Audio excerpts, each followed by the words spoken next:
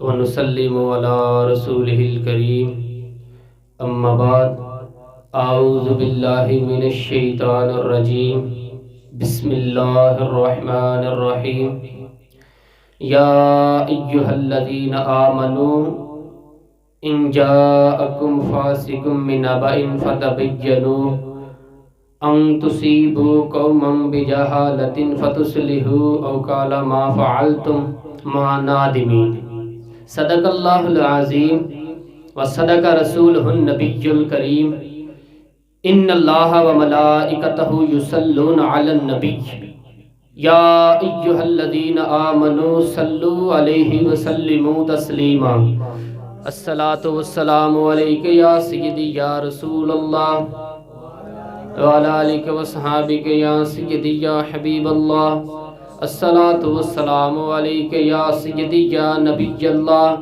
وعلی آلک واصحابک یا سیدی یا حبیب اللہ اللہم صلی علی سیدنا و مولانا محمد معدن الجود والکرم وآلہ وصحبہ وبارک وسلم۔ حمد و صلاۃ کے بعد عزیز دوستو، بزرگوں اور بھائیوں، اللہ پاک نے انسان کو جو آزاد دیے ہیں ان کا دائرہ کار محدود رکھا۔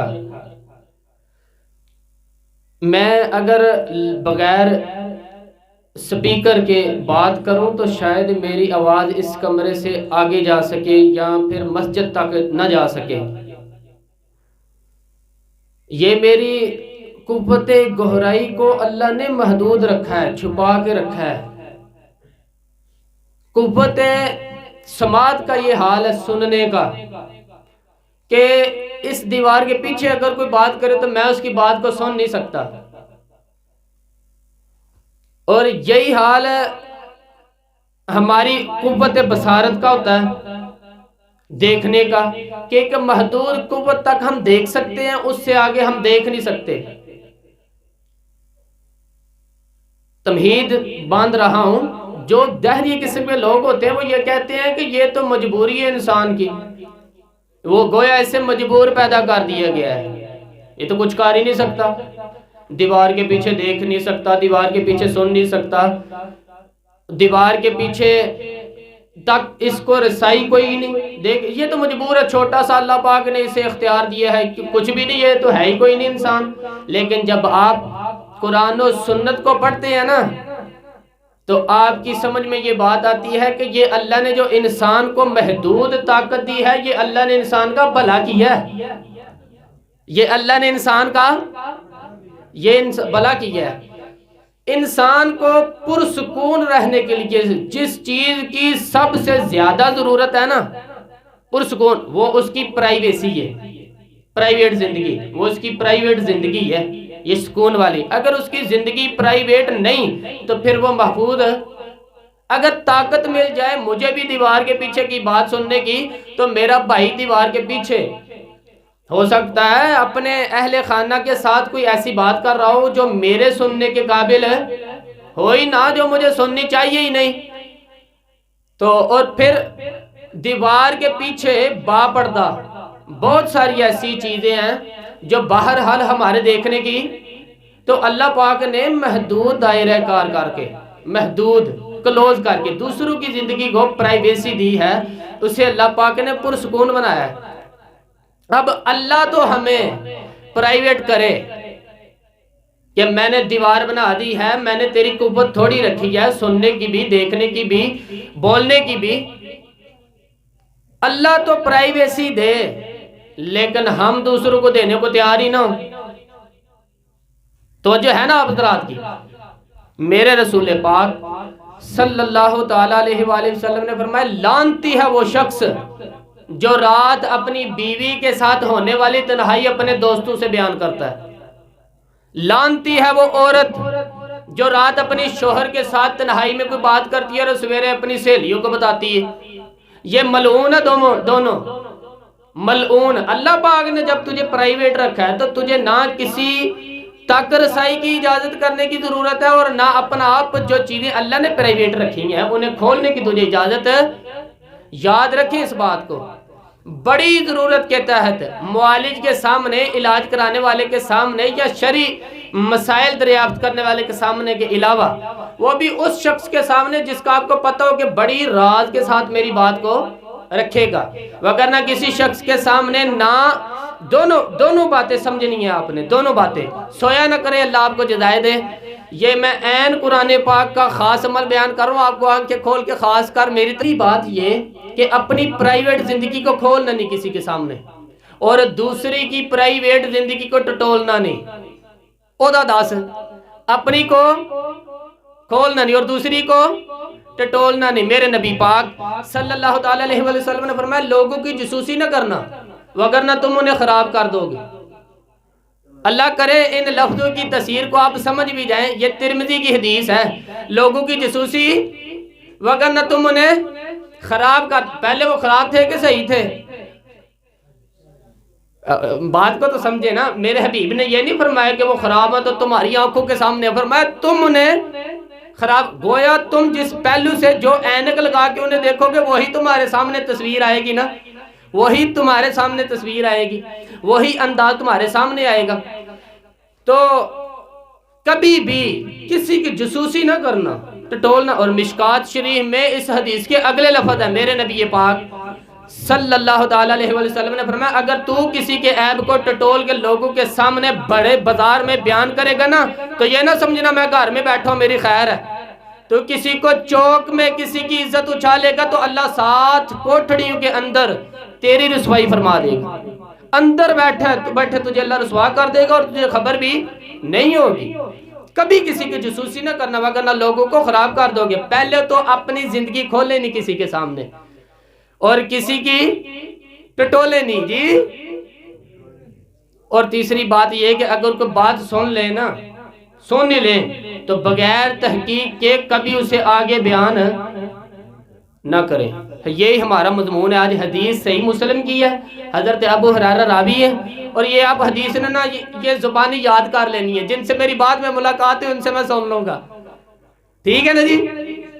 سن لو انشاءاللہ تو کہہ دیں، انشاءاللہ تی کہندے نا اسی رہنے نہیں دے، سبق یاد بھی تو رکھنا چاہیے نا۔ ہاں جی، مکتب عشق کا دستور نرالا دیکھا، اس کو چھٹی نہ ملی جس نے سبق یاد کی ہے، تو سبق یاد کرنے کی بھی آپ عادت ڈال لیں۔ اور یہ حدیث آپ نے یاد، صحیح مسلم کی حدیث ہے، میرے رسول پاک صلی اللہ علیہ وسلم سے ایک صحابی نے انوکھا سوال پوچھا، کہا حضور جھوٹا ویسے ہوتا کون ہے؟ جھوٹا کون ہوتا ہے؟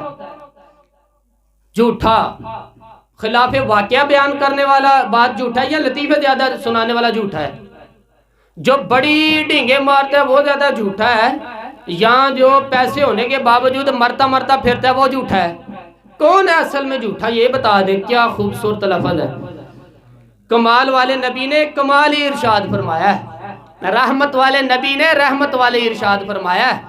میرے رسول پاک صلی اللہ تعالی علیہ وسلم نے فرمایا کسی شخص کے جھوٹا ہونے کی علامت یہ ہے، یہ لفظ یاد رہنا چاہیے آپ کو، فرمایا کسی شخص کے جھوٹا ہونے کی علامت یہ ہے کہ وہ ہر سنی سنائی بات پر یقین بھی کر لیتا ہے اور آگے بیان بھی کرنا شروع کر دیتا ہے۔ اور بندہ کون ہے؟ کس بات پر یقین کرتا ہے؟ انج ہویا ہووے گا، انہیں آکھیا ہووے، انہیں کیتا ہووے، او بھائی تو گا کی گا چھاٹی دے، تو تحقیق کر، کچھ تو مجبوریاں رہی ہوں گی، یوں ہی کوئی بے وفا نہیں ہوتا، ذرا ٹٹول کے دیکھ تو صحیح۔ اعلی حضرت فاضل بریلوی رحمت اللہ تعالی علیہ فرماتے ہیں کسی کے منہ سے شراب کی بدبو بھی آئے تو اسے شرابی نہ کہنا۔ شراب پینا اور ہے، شراب کا عادی ہونا، کسی کو مجرم نہ کہہ دینا، ایسا نہ ہو اس کی دہائی ہو جائے یہ تو شرابی ہے، وہ ساری زندگی داغ ہی دوتا پھر اس کے وجود سے اتر ہی نہ سکے۔ لوگوں نے کہا سرکار اعلیٰ حضرت سے تو پھر کیا مطلب لے؟ فرمایا ہو سکتا ہے کہ اگر رات کو اس کے گھر میں چور آئے، گن پوائنٹ پہ اسے کہا ہو کہ ہم بھی پیتے ہیں تو بھی پی، کسی مجبوری میں پھنس گیا ہو اور کوئی ایسا معاملہ ہو گیا ہو اور تجھے سویرے تیری ملاقات ہو گیا، فرماتے کوئی عورت ننگے سارے بازار میں دوڑتی جا رہی ہے تو اسے بے پردہ نہ کہنا۔ حضور کیوں؟ فرماتے ہو سکتا ہے بیچاری کے گھر میں سانپ نکل آیا ہو اور ہوش ہی نہ رہی، دوپٹہ لینے کی اور بھاگ نکلی، یہ کچھ تو مجبوریاں رہی ہوں گی۔ یوں ہی کوئی بے وفا کچھ تو مجبوریاں رہی ہوں گی، کہیں کو مسئلہ ہوگا، کوئی ایسی چیز آ جاتی ہے، لیکن ہم چھوڑنے کو بات تیار ہی نہیں۔ سمجھا کریں ان چیزوں کو اور ان پر ہمیشہ غور رکھا کریں۔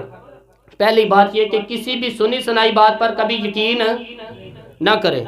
پہلے تو ہمیں تحقیق کی ضرورت ہی نہیں۔ آپ کہیں یار جب میرے ساتھ ہوگی میں دیکھی جائے گی۔ ہمارے صاحب کو کسی نے کہا فلاں بندہ بڑا متکبر ہے، کہتے ہیں میں نے کہا یار میرے نال تو جدو ملتا صحیح ملتا تو میں تیری گل کس طرح مان جا بھائی، آپ تجربہ کریں۔ کہتے ہیں مجھے کیا ضرورت ہے تجربہ کرنے کی، مجھے حاجت ہی نہیں، اس لیے کہ جب میرے ساتھ ملاقات وہ کرتا ہے تو اس کے اندر میں نے تکبر تیرے ساتھ کرتا ہے، تو جان تیرا خدا جانے، جب میرے ساتھ کرے گا تو میں تحقیق بھی کر لوں گا۔ چھوڑے کیا ضرورت ہے اس بات کو، جی فلانا بندہ اس میں بڑی آکڑ آ گئی، جی 4 پیسے، کہتے ہیں یار میں نے کہا یار نہیں، میں تو جب بھی کیا ہوں کرسی چھوڑ کے ملا ہے، تو میں کیسے تیری بات مان جاؤں، اس کے اندر یہ بات ہے، میں کیسے یہ تیرا تصور مان جاؤں، فلانا بندہ جی وہ تو، اور چھوڑے آپ، جب آپ کے ساتھ معاملہ ہوگا تو تحقیق بھی ہو جائے گی۔ ہم منٹ لگاتے ہیں قرآن مجید میں جو ہمیں تلقین کی اس کو سمجھے۔ قرآن مجید کی سورہ حجرات آیت نمبر 6، سورت کون سی ہے جی؟ آیت نمبر پارہ 27 26واں۔ اللہ فرماتے ہیں یا ایھا الذین آمنوا، اے ایمان والو، ان جاءکم فاسق بنبأ، اگر تمہارے پاس کوئی فاسق کوئی خبر لے کے آئے، فاسق اس کو کہتے ہیں جو اللہ کی نافرمانی کرنے والا ہوتا ہے، تمہارے پاس اگر کوئی فاسق کوئی خبر لے کر آئے تو فرمایا فتبینوا، پہلے اس کی تحقیق کر لو۔ اللہ اکبر، افواہوں پر عمل نہ کرو، پہلے اس کی تحقیق کر لیں۔ میں اکثر ہم کہتے ہیں کوئی آدمی چھوٹا اس وقت نظر آتا ہے جب اسے دور سے دیکھا جائے یا غرور سے دیکھا جائے، قریب جا کے دیکھ اور عاجزی سے دیکھ، تجھے بڑے بڑے لوگ نظر آئیں گے۔ تو جب بھی دیکھتا ہے یا غرور سے دیکھتا ہے یا دور سے دیکھتا ہے، ایندے نا اتھے انج ہوندے، میں کیا بھائی کدے گیا بھی ہے، تو بیٹھے بیٹھے تو نے بات کر دی ہے، آپ پہلے چل تو صحیح، دیکھ تو صحیح۔ فتبینوا، جب کوئی فاسق خبر لائے تو اللہ فرماتا ہے اس کی تحقیق کر، پہلے اچھے طرح جانچ پڑتال کر کے جو یہ کہہ رہے یہ صحیح کہہ رہے، اس کی تحقیق کر۔ پھر فرمایا ان تصیبوا، ایسا نہ ہو جائے کہ قوم بجہالت، کسی قوم کو تو اپنی نادانی کی وجہ سے تکلیف دے بیٹھے۔ یہ قرآن ہے، تو اپنی جہالت کی وجہ سے اس شخص کی بات سن کے تیری وجہ سے کسی قوم کو تکلیف نہ ہو جائے، فتصبحوا علی ما فعلتم نادمین، پھر تم رہ جائے گا صرف ندامت کرتا ہوا، پھر سوائے پچھتاوے کے تیرے ہاتھ تو کیا کر، فتبینوا، جب تیرے پاس کوئی افواہ پہنچے تو اس کی تحقیق کر، جانچ پڑتال کر، اس کی ریسرچ کر کہ یہ بات واقعی ایسی ہوئی ہے کہ نہیں، کہ بلا جی صادق صاحب رحمۃ اللہ علیہ کے خلاف کسی نے بات کی تو اچھا اللہ خیر کرے، جڑے آگے رپورٹ دیندے نا پہلے پوری گل سن دے دھیان نال، پہلا پوری سانو ایک بندہ کہنا اتھے ایک بندہ انج آندا سی، میں کہا جی او فلانے پیر صاحب دے بارے آندا سی انہیں 2-3 بیاہ کیتے نے، میں کہا تو بھی تو کوئی گل کیتی ہوئی دی نا، تاں ہی اگوں نے کیتی ہے نا، او دی تو دس چھڑی، تو اتھے گم سم بیٹھا رہے جنی دیر بیٹھا رہے، میں کہا انہیں ایک پیر دی گل کیتی تو نال 7 پیر اور لائے ہونے، تبھی تو تجھے بات ملی ہے۔ تو میں نے کہا جرم ہے، اللہ کے بندے جب قرآن کہتے کہ 4 کر لو تو تمہیں کیا اعتراض ہے، ذرا وہ والی بات کر جو قابل اعتراض ہو۔ وہ کہا وہ فلاں پیر صاحب کے پاس بڑا مال ہے، میں کہتا تنو تو نہیں نہ لٹیا، تیرے اوپر گن پوائنٹ تو نہیں نہ رکھی اس نے، وہ کوئی شخص تیرے پاس آیا تو نہیں کہ پیر صاحب نے میری جیب کاٹی، کو ملا تو نہیں، تو میں کہا بس کسی کے پاس اگر ہے تو اللہ فرماتے وَيَرْزُقْهُ مِنْ حَيْثُ لَا يَحْتَسِبُ، جسے میں دینے پہ آتا ہوں بے حساب و کتاب ہی عطا فرما دیتا ہوں۔ پھر تو کیوں منشی بنتا ہے اللہ کی رحمت کا، چھوڑ اس کی تقسیم اس پہ رہنے دے، پھر تو اللہ کی تقسیم پہ کیوں اعتراض کرتا ہے۔ ہم بلا وجہ یہ آیت نازل کب ہوئی، بڑی خوبصورت بات ہے، ذرا غور فرمانی ہے آپ نے۔ ایک قبیلہ تھا، قبیلہ بنی مسترق اس کا نام تھا، اور دوسری جامع نے حضرت ولید بن عقبہ رضی اللہ تعالیٰ عنہ صحابی تھے اور ان کا قبیلہ تھا۔ توجہ ہے آپ حضرات کی، اور ذرا زیادہ توجہ کرنی ہے اس حدیث پہ آپ نے۔ یہ افواہوں پر کی یہ مصیبت ہے، یہ بڑی لمبی ہوگی کہ آج ہم دیکھتے رہتے ہیں ہر خاندان کے بارے، ہر برادری بدل کے ہر گھر کے بارے میں افواہ پھیل جاتی ہے، ہر محکمے کے بارے میں، ہر شخص کے بارے میں لوگ افواہ چھوڑ کے پھر غائب۔ ایک شخص ہمارے حضرت صاحب کے پاس آیا، جب کہ اچھا اجتماع ہوتا ہے تو اللہ پاک کہتے ہیں کوئی توفیق دیتا ہے، دل کسی کا بدل جاتا ہے. کہتے ہیں میرے پاس ایک صاحب آئے، کہنے لگے کہ میں آپ کی فلانی بات سنیے تو شراب سے توبہ کرنے آیا ہوں. کہتے ہیں میں نے کہا الحمدللہ اللہ مجھے بھی معاف کرے تیری برکت سے.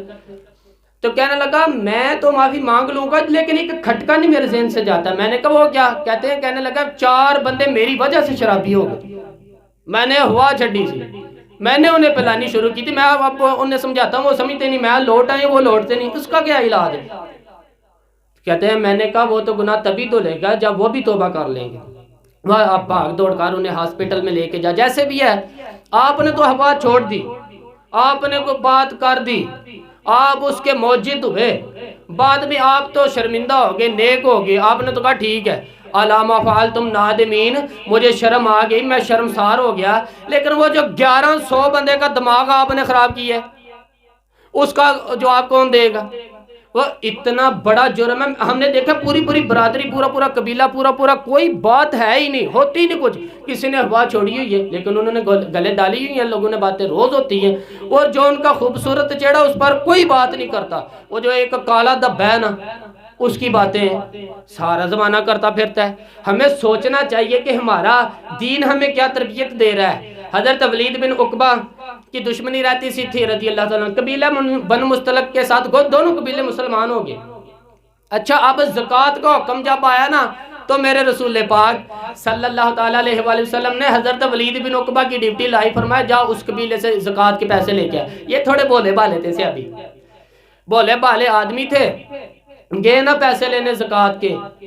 انہوں نے نیا کلمہ پڑھا تھا، ان کو اطلاع گئی کہ نبی پاک کا نمائندہ آ رہا ہے صلی اللہ علیہ وسلم. آپ لوگ دروشی پڑھتے تو مجھے بھی یاد آ جاتا ہے، آپ کو ڈبل ثواب ملتا ہے، اس لیے میں جب سرکار کا نام لوں تو دروشی پڑھ لیا کریں صلی اللہ علیہ وآلہ وسلم. تو انہوں نے نا پتہ چلا نا کہ محبوب رحمت علیہ السلام کا نمائندہ ہے. تو اب جو رواج تھا اس زمانے کا، انہوں نے نیزے پکڑے، تلواریں پکڑی تو اور تیر پکڑے تو باہر آگے 15-20 آدمی استقبال کرنے، ان کا استقبال کرنے. وہ 15-20 آدمی جب گلی میں نکلے تلواریں لے کے، نیزے لے کے اور تیر لے کے باہر آئے، ڈال پکڑیے جو اسلحہ اس دور کا تھا وہ لے کے وہ باہر آئے نا، تو جناب ولید بن عقبہ نے آتے دیکھا نا، انہوں نے واپس دوڑ لگا دی. وہ آئے، اب بات کو سمجھے آپ، وہ کیا کرنے آئے؟ استقبال. لیکن انہوں نے سوچا ہے کہ ان کی پرانی دشمنی جاگ گئی، وہ تو ہمارے قبیلے کے ساتھ ان کی رہتی تھی. اوہ دوڑ گئے. جب دوڑ کے یہ گجرات میں جب فساد ہوا نا، ہندوستان میں ہندو مسلم فساد ہوا، تو اس کا کو پتا ہے کہ بانی کون تھا؟ 4-5 پنڈت کے شاگرد اور ایک پنڈت بانی تھا اس فساد کا. وہ جب نکلے نا اپنے مندر سے، تو مندر سے نکلے تو ایسے ہی 15-20 ہندو نوجوان کھڑے تھے، تو یہ دوڑتے جا رہے ہیں، شغل کرتے جیسے ہمارے مدارس کے بچے کئی دفعہ دوڑے جاتے ہیں چھٹی پہ، بس دوڑے گے. تو ایک نوجوان ان میں سے ہندو کہنے لگا کیوں دوڑ رہے ہو حیر ہے؟ تو اس نے کہا او مسلمانوں نے نا مندر میں آگ لگا دی. افواہ دیکھیں، شغلن کہا انہوں نے، ہزاروں مسلمان زندہ جل گئے. وہ شرارت کر کے نکل کے افواہ چھوڑ کے ہزاروں مسلمان زندہ جلا دیے ہندوؤں نے. کچھ مسلمانوں نے بھی بعد میں ہندوؤں پہ حملے کیے، ہندو بھی قتل ہوئے.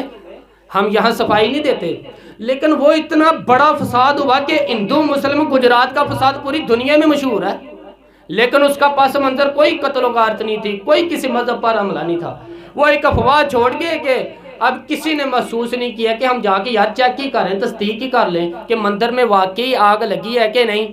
اس ایک جملہ کہنے کی بنیاد پر اتنا لمبا فساد ہوا، ہم ذرا بھی تحقیق کرنے کو تیار. ہم نے دیکھا ہے لوگ سنورتے واپس آ جاتے، کسی نے ایک نیک بگا پہ جاتے بنتے لوٹ آتے ہیں، افواہوں کا شکار ہو جاتے ہیں. ہم تعمیر نہیں دیکھتے، تخریج دیکھتے ہیں. 2 منٹ کی زبان کی لذت ہے، ہم بہت سارے لوگوں کو دین سے مذہب سے دور کر دیتے ہیں. میرے نبی کریم صلی اللہ علیہ وسلم کے صحابی جب دوڑے نا تو انہوں نے اپنے قبیلے پہ او دوڑو بھائی دوڑو، مجھ پر تو انہوں نے حملہ کر دیے. بھولے آدمی تھے ان کے قبیلے میں، نیزے تلواریں گھوڑے، پھاڑ لو دوڑو بھاگو، شور ہونے لگا. ادھر سرکار کے پاس پہنچے، ہانپتے کانپتے، حضور وہ تو بڑا مسئلہ بن گیا ہے، کیا یا رسول اللہ وہ تو جھوٹی موٹی کا معادلہ کلمہ پڑھتے، میں زکوٰۃ کے پیسے لینے گیا ہوں، تلواریں نکل آئیں، نیزے نکل آئے، تیر نکل آئے، اللہ اللہ وہ بڑا مسئلہ بنا ہوا ہے ادھر۔ نبی کریم نے فرمایا اسے پانی پلاؤ، اسے بٹھاؤ۔ میرے حبیب نے قرآن پہ عمل کیے، فتبینوا، فرمایا ہم پہلے تحقیق کریں گے، ہم پہلے غور کریں گے، ہم پہلے دیکھیں گے، پھر معاملہ کیا ہے ہم ایسے ہی اس بات پر عمل ہے۔ اللہ اکبر۔ میرے محبوب پاک صلی اللہ علیہ وسلم نے حضرت خالد بن ولید، سیانے آدمی تھے، جرنیل تھے، نڈر تھے، بباغ تھے، ان کو بلایا اور بلا کے فرمایا خالد جا اور 2 نمازیں اس قبیلے کے اندر جا کے ادا کر، ان کے ایمان کو دیکھ، ان کے کردار کو دیکھ، ان کے افکار کو دیکھ۔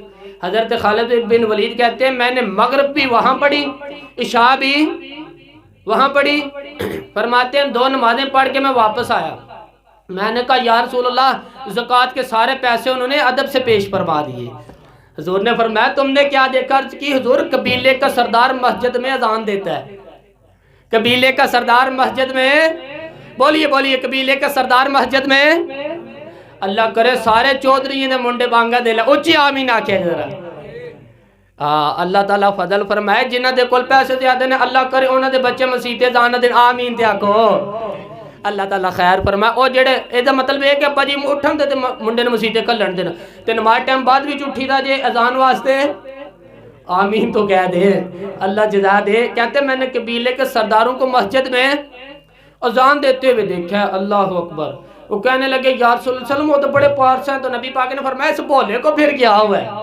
عرض کی حضور اصل یہ ہے کہ وہ آئے تھے استقبال کرنا، نبی پاک کے نمائندہ سمجھ کے وہ آئے تھے استقبال کرنے۔ وہ غالب کہتے ہیں محبت کو ظالموں نے پرستش دیا قرار، ہاتھ چومنا اور ہوتا ہے، سجدہ کرنا اور ہوتا ہے، محبت کو ظالموں نے پرستش دیا قرار۔ کہتے ہیں وہ داتا صاحب سجدے، میں نے کہا میں نے وہ ہاتھ اسے کنے کی بندے کر دیں، ایسے بولا امت کو تقسیم کر رہا ہے، افواہ چھوڑ کے، سمجھے نہیں بات کو۔ ایک ملنگ تلنگ اگر ٹال پہن کے زیادتی کر رہا تو اس کا ذاتی فعل ہے، نہ داتا صاحب نے ایسا کہا ہے، نہ داتا صاحب کی تعلیم پہ عمل کرنے والوں نے ایسا کہا ہے۔ سوال ہی پیدا ہو ہی نہیں سکتا، کہیں کسی کچے مولوی نے بھی نہیں لکھا، تو نے کہاں سے یہ بات چھین لے؟ ہم افواہوں کا شکار ہے۔ اعلیٰ حضرت فاضل بریلوی نے قبر پرستی کا حکم دیا ہے جی، جتنا قبر سے بریلی کے امام نے روکا ہے کوئی اتنا روک سکتا؟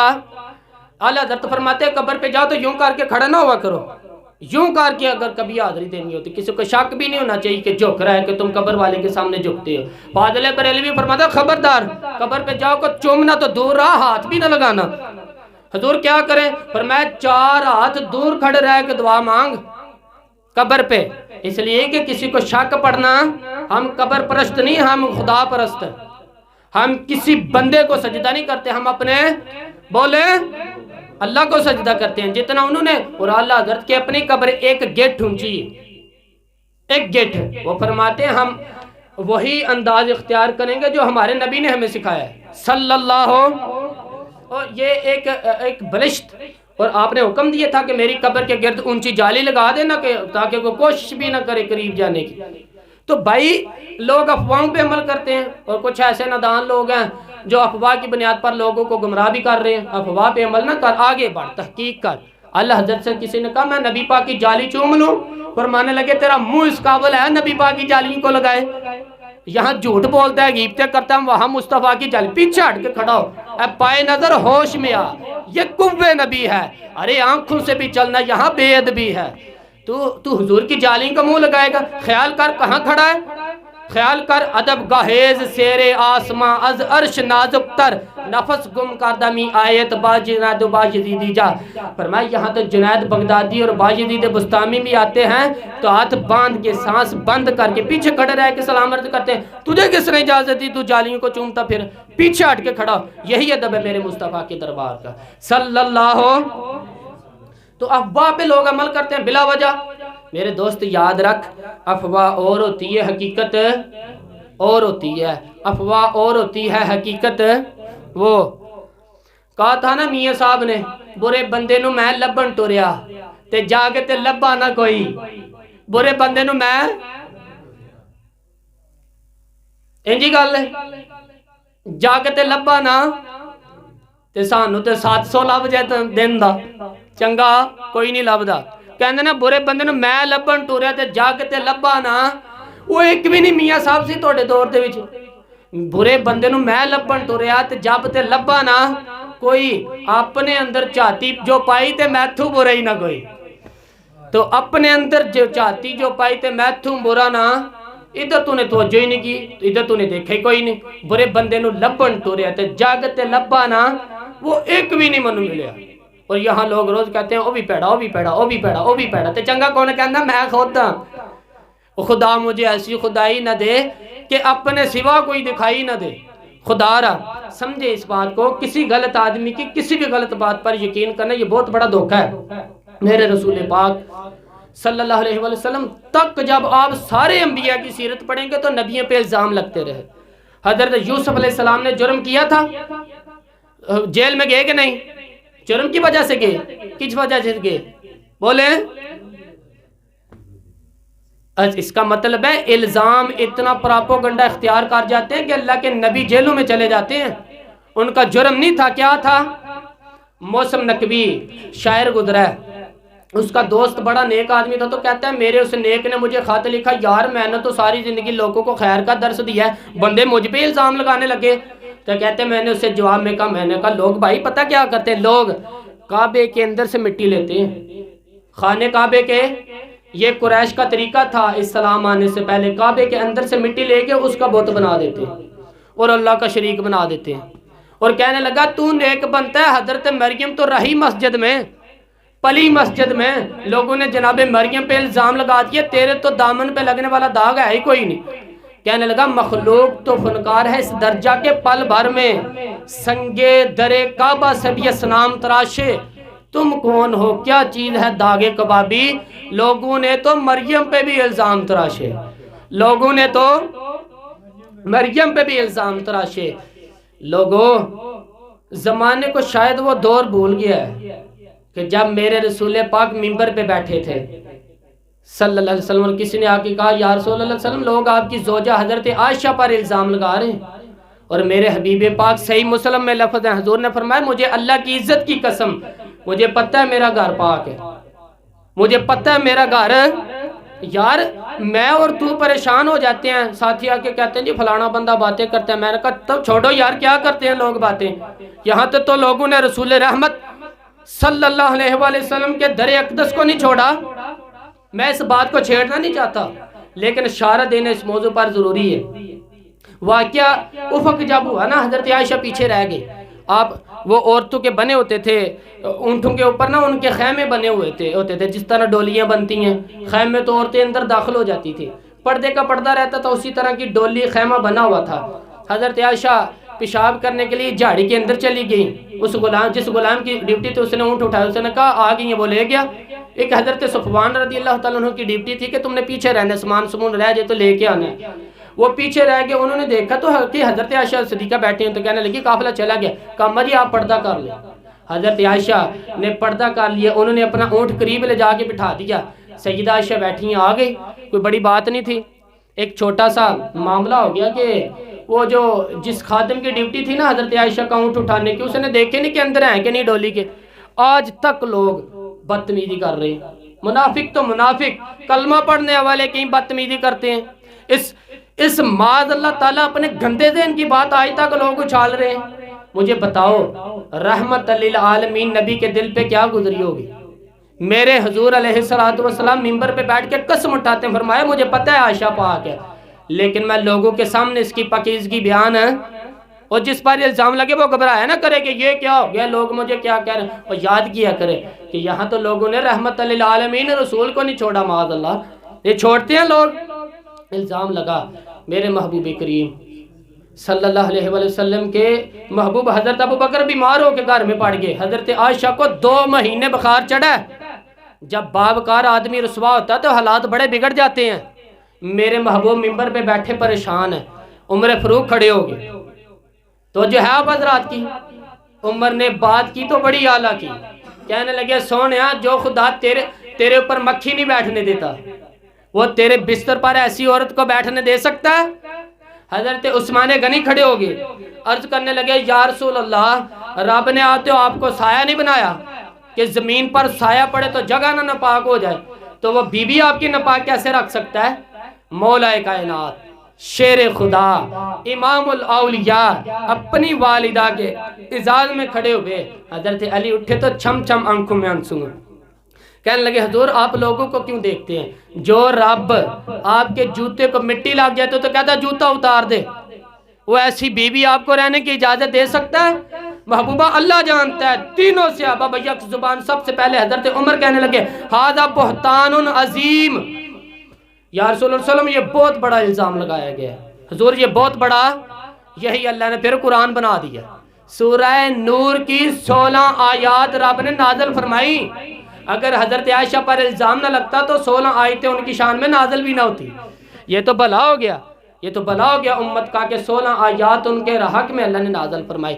رب نے فرمایا ھذا بہتان عظیم، محبوب یہ بہت بڑا بہتان ہے۔ یہ اللہ والوں کا اور نیک لوگوں پر یہ کام، تو پہلی بات تو یہ ہے کہ ہمیں تو دیکھنا چاہیے کہ ہم اس میں شریک تو نہیں، کوئی برادری کیوں نہ ہو، کوئی قبیلہ کیوں نہ ہو، کوئی دوست کیوں نہ ہو، کوئی مسلمان کیوں نہ ہو، ہم ان چکروں میں شامل تو نہیں۔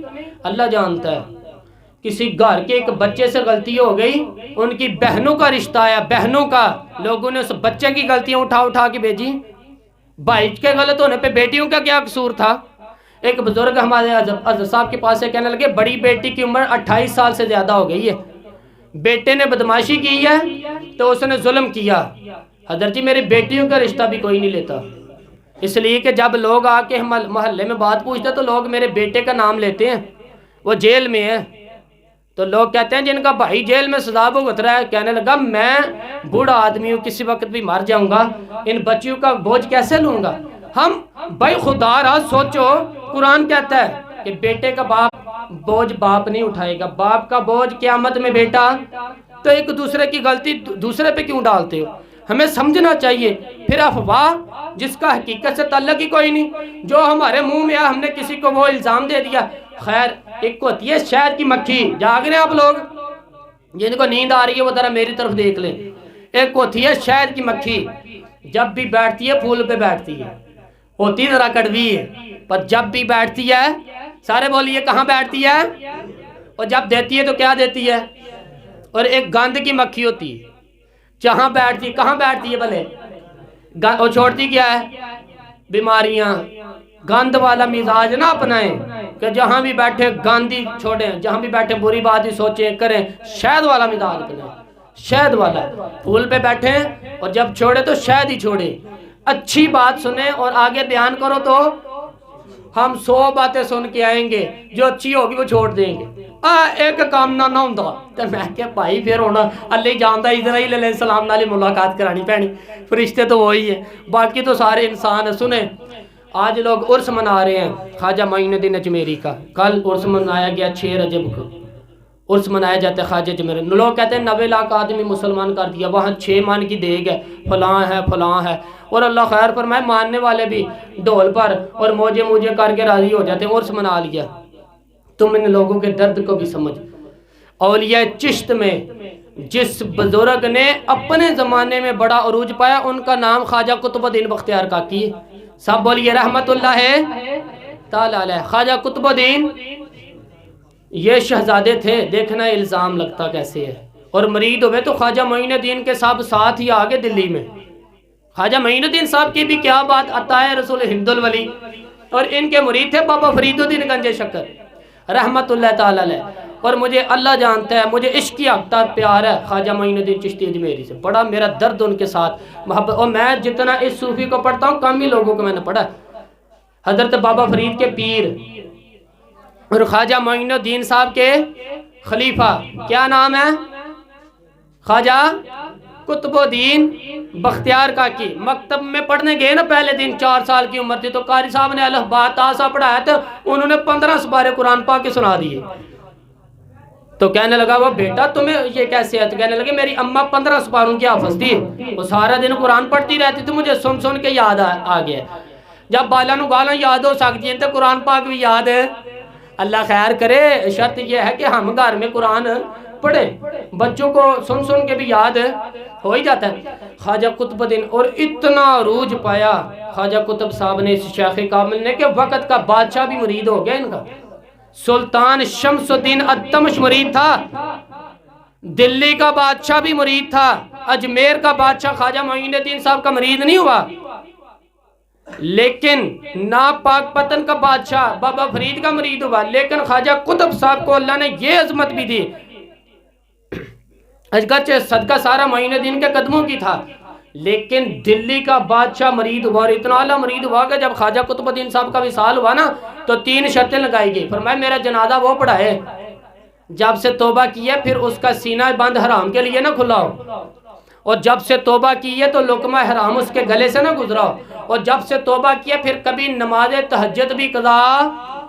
بڑے بڑے صوفی میری طرح کے گردن جھکا کے جنازے پہ کھڑے ہو گئے. 7ویں صف سے ہندو دلی کا بادشاہ نکل آیا, کہنے لگا پیرا ساری زندگی میں نے پردہ داری سے عبادت کی تھی, تو جاتی دفعہ مجھے بے نقاب کر گیا.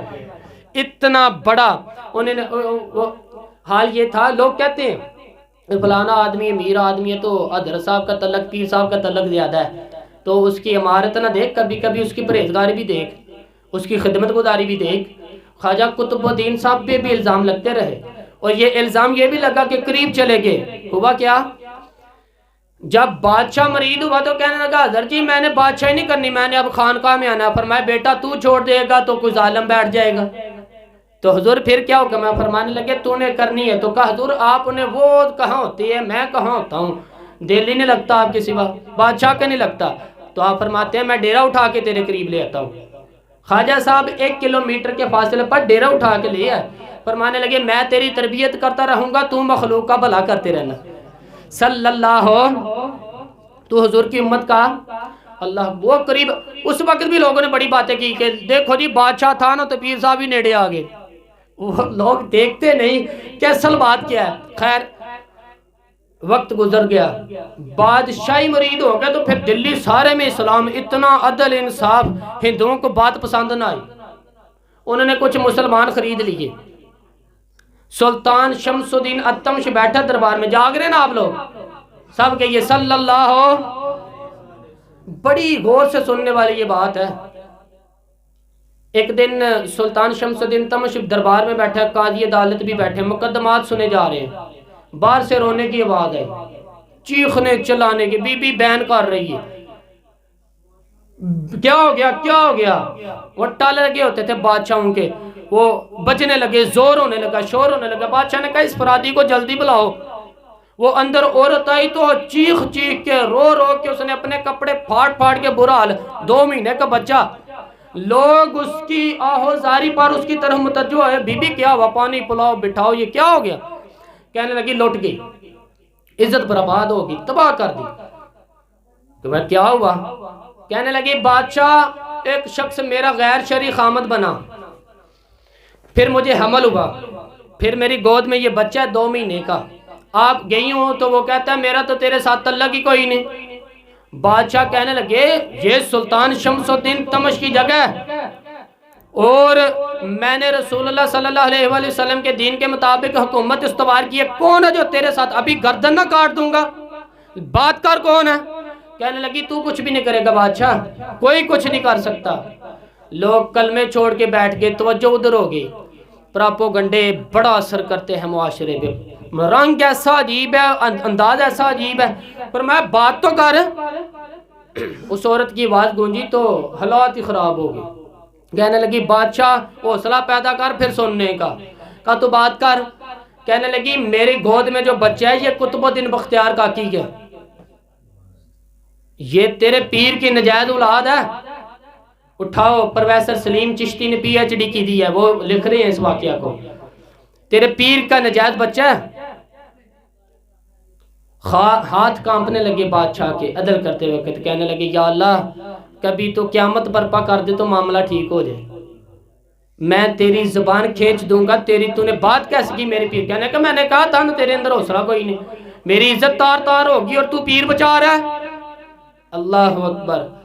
سلطان شمس الدین تمش آسمان کی طرف دیکھ کے کہنے لگے مولا مجھ مجرم کو جس کی برکت سے اٹھا کے تو نے مسجد میں پہنچایا, آج مجھے تم نے کس امتحان میں ڈال دیا، یہ کیا رنگ تو نے زندگی کا بنایا؟ کہنے لگی بلاؤ سے اڑا گردن۔ اللہ اکبر۔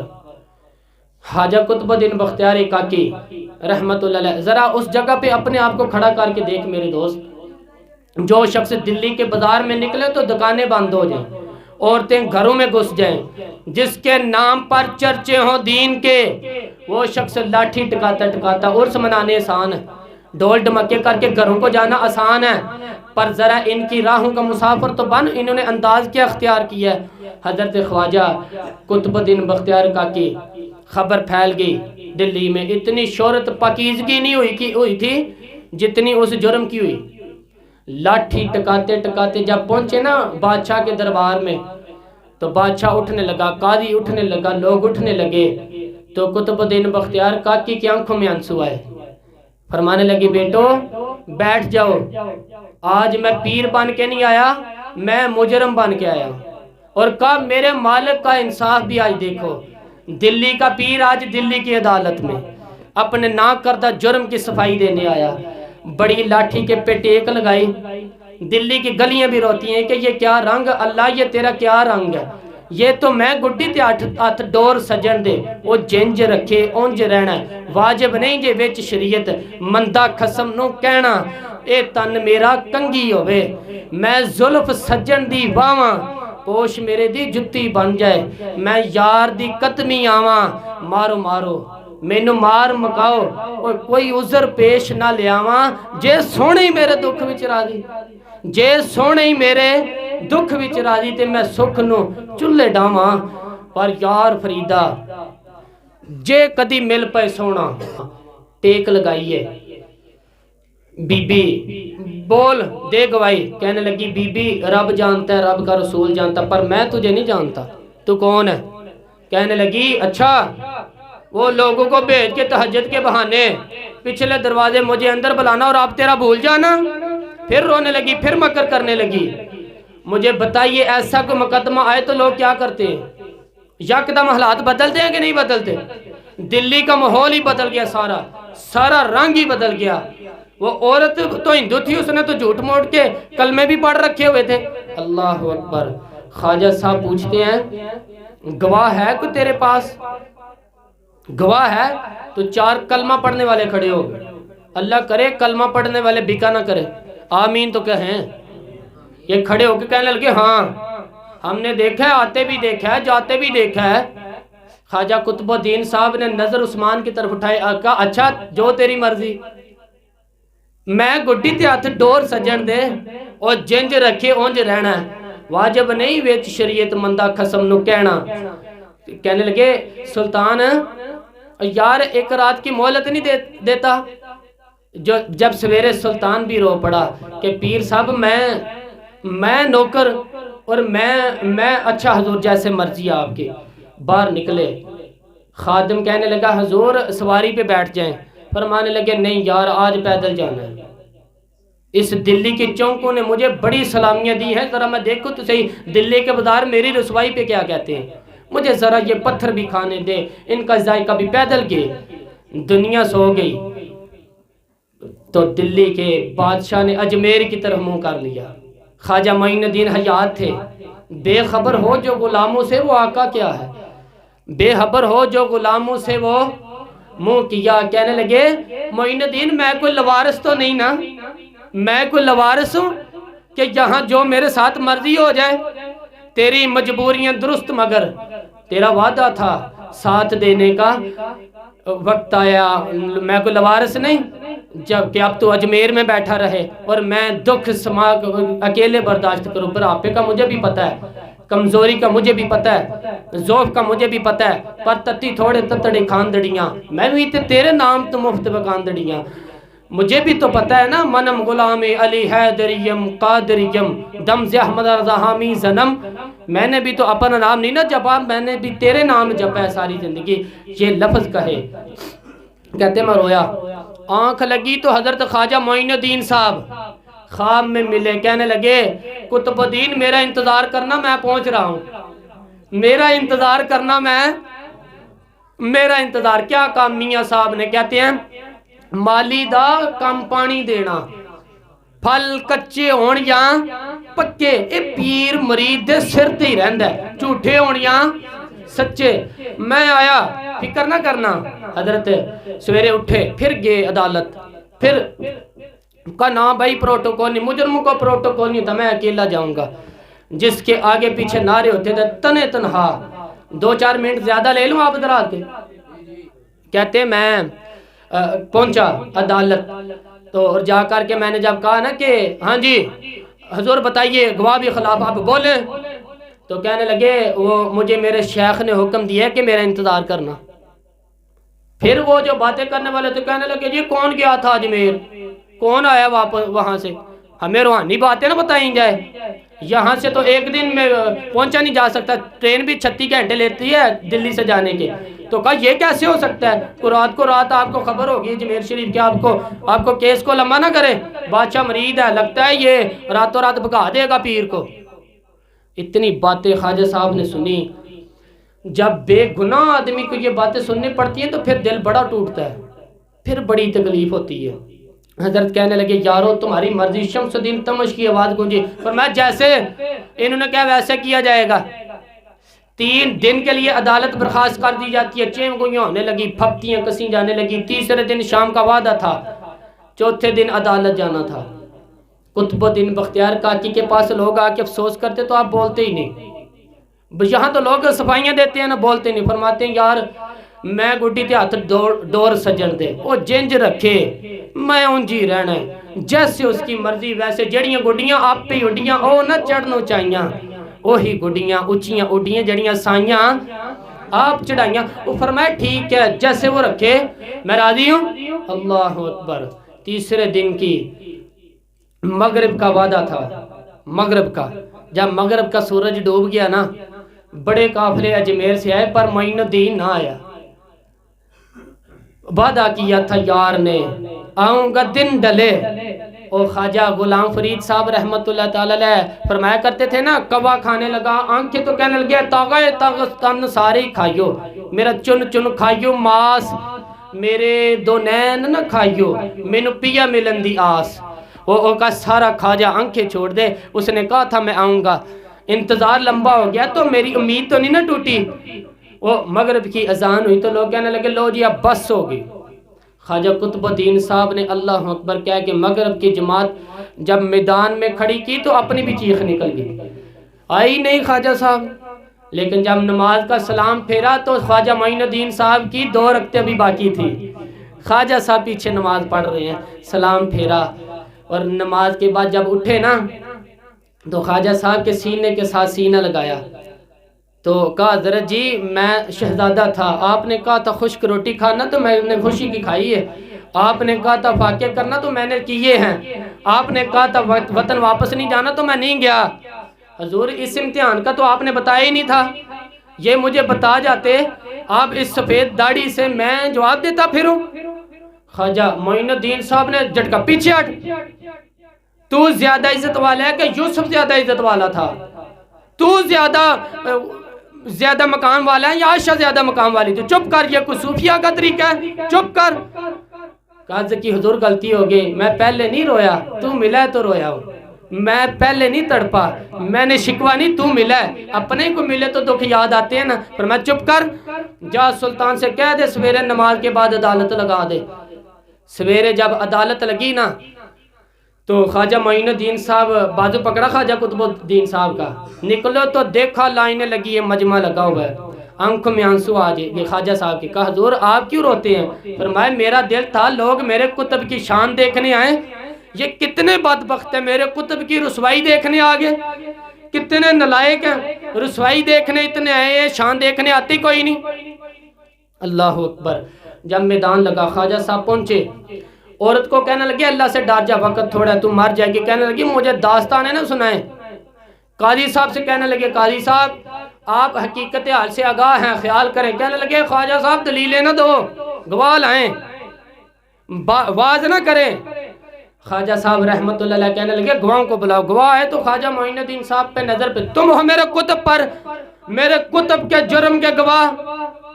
ان کی زبانیں کانپنے لگی، ہاتھ کانپنے لگے، فرمایا بولتے کیوں نہیں؟ جب ان کی نظریں رکی تو بادشاہ کہنے لگا اب اگر آپ تو نے گواہی نہ دی تو تمہیں میں مجرم بنا کے 80 کوڑے ماروں گا۔ کہنے لگا جی دیکھا ہم نے تو حجت کے وقت انہیں۔ جب سب گواہیاں پوری ہو گئی، عورت بھی تڑپ رہی ہے، رو رہی ہے، 2 مہینے کا بچہ گود میں ہے۔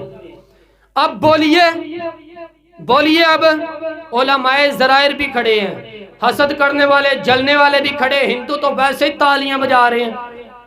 اجمیر کا بوڑھا، اور یہ آخری پھیرا تھا خواجہ معین الدین صاحب کا دلی میں، اس کے بعد ظاہراً دوبارہ نہیں آئے، اٹھے لاٹھی ٹکاتے خواجہ صاحب، اور میدان کے اندر جا کے نا بڑے میدان میں مجمع تھا، سر سجدے میں رکھا، کہنے لگے یا اللہ میں ہندوستان مرضی سے نہیں آیا، تیرے رسول کا بھیجا آیا۔ پھر اٹھے اور کہنے لگے مولا تیرے نبی کا فرمان ہے کہ میری امت کے علماء بنی اسرائیل کے نبیوں کی طرح ہوں گے، اگر یوسف کے لیے بچہ بول سکتا ہے تو میرے کتب کے لیے بھی بولنا چاہیے، اگر یوسف علیہ السلام کے لیے بول سکتا ہے تو میرا کتب و دین بھی سچا ہے، اس کے لیے بھی۔ پھر اٹھے اس بی بی کی طرف بڑھے، لوگ کہنے لگے نہ جانے اب کیا ہوگا۔ جب اجمیر کے بادشاہ نے، عطائے رسول نے، ہند الولی نے، امام الاولیاء نے کپڑا کھینچا اور کہنے لگے او بچے تو جانتا ہے نا تیرا باپ کون ہے؟ 2 مہینے کا بچہ تھا۔ جب نانا بولا تو بی بی کہنے لگی اب کیا کر رہے ہو؟ بچے بھی کبھی بول رہے ہیں۔ فرمایا بی بی چپ کر، ان اللہ علی کل شیء قدیر، میں کمزور رب کے ماننے والا نہیں، قدرتوں والے رب کا ماننے والا ہوں، وہ چاہے تو بچے بھی بولتے ہیں۔ قرآن کہتے ہیں حضرت عیسیٰ بولے تھے انی عبداللہ ہے آتانی القرآن، مریم بھی تو ولی اللہ تھی، وہ نبی تو نہیں تھی۔ اگر ولی اللہ بنی اسرائیل کا ہو بچہ بول سکتا ہے، تو اگر ولی اللہ محمد عربی کی امت کا ہو تو بچہ پھر بھی بول سکتا ہے۔ جو کپڑا ہٹایا بچے بول، 2 مہینے کا بچہ ماں کی گود میں اٹھ کے بیٹھ گیا، اور بچہ بول کے کہنے لگے السلام علیکم یا ولی اللہ۔ جب یہ لفظ ادا کیے تو نعرے لگنے لگے، لوگ رونے لگے، بی بی بے ہوش ہو کے گری، فرمانے لگے مجھے سلام نہ کر، میرے کتب کی بات بتا۔ کہنے لگا قسم اللہ کی عزت کی، وہ سامنے مجمع پہ جو سردار بیٹھا وہ میرا باپ ہے، کتب و دین تو بے گناہ ہے، کتب و دین تو بے گناہ ہے، میرا باپ تو وہ بیٹھا۔ یہ قاضی بھی سازش میں شریک ہے، کئی مسلمان خریدے گے، یہ گواہ خریدے گے۔ جب گواہی ہو گئی، بچہ یہ لفظ کیا کہ اللہ اکبر کہتا ہوا پھر چپ کر گیا۔ خواجہ قطب الدین صاحب کا بازو پکڑا خواجہ معین الدین صاحب نے، مجمع سے باہر نکلے، لوگ کہنے لگے حضور آپ کو بولتے نہیں؟ فرمانے لگے جس نے بولنا تھا وہ بول چکا، جس نے بولنا تھا وہ، جو جادو ہو جو سر چڑھ کے بولے۔ فرمایا اب تم نے وہ افواہوں پہ نظر رکھی اور میں نے اللہ کی قدرت پہ نظر رکھی، تم نے اس کے کردار کو جھنجھوڑا اور میں نے اس کے کردار کو تعمیر کیا۔ حضرت سلطان شمس الدین تمش بھی پیچھے دوڑے، کہا حضور کہاں لے جا رہے ہو؟ فرمایا قطب میرا، میں اجمیر ساتھ لے جا رہا ہوں، اب میں نے اپنا بچہ تمہارے سپرد ہے، اب میرے پاس رہے گا، تم نے ستایا ہے میری اولاد کو، اب یہ میرے پاس رہے گا، میں نے تمہیں دینا۔ لوگ راہیں بچھا کے نظریں بچھا کے بیٹھ گئے، پاؤں میں گر گئے، کہنے لگے حضور ہمارے لیے نہیں، رسول اللہ کے دین کے لیے، ہمارے لیے نہیں، تعمیر شریعت کے لیے، ادائے سنت کے لیے چھوڑ جائیے۔ خواجہ صاحب کہنے لگے قطب الدین جا تجھے چھوڑ کے جاتا ہوں، اب قیامت تک کوئی تیری رسوائی کی جرات نہیں کر سکے گا۔ عزیز یاد رکھ، نہ افواہوں پہ لگا کریں، نہ کسی برادری، کسی قوم، کسی شخص کے بارے میں ایسی باتیں۔ یہاں تو لوگ گڑ گڑ کی چیزیں لا رہے ہیں، گڑ گڑ کی چیزیں لاتے ہیں، اور جن کی ہیں ان کے پاس بڑے دلائل ہیں اپنی صفائی پیش کرنے کے لیے۔ جو میرا غربا مساکین ہوتے ہیں وہ بیچارے اپنی عزت پر لگا ہوا داغ دھو بھی نہیں پاتے، ہم بڑا لوگوں پر دبا لگا کے ثابت کر گزرتے ہیں، اور پھر صدیاں گزر جاتی ہیں۔ میری غربت نے کیا مجھ کو زمانے میں بدنام، تیری دولت نے تیرے عیب چھپا رکھے ہیں۔ اللہ کا قرآن کہتے ہیں جب خبر پہنچے تو تحقیق کر، خیال کر، اس کے بعد پھر آگے اس کو بیان کر۔ اللہ ہمیں سمجھنے کی توفیق دے، ہمیشہ مدحت خیر الانام میں گزرے۔ دعا ہے یوں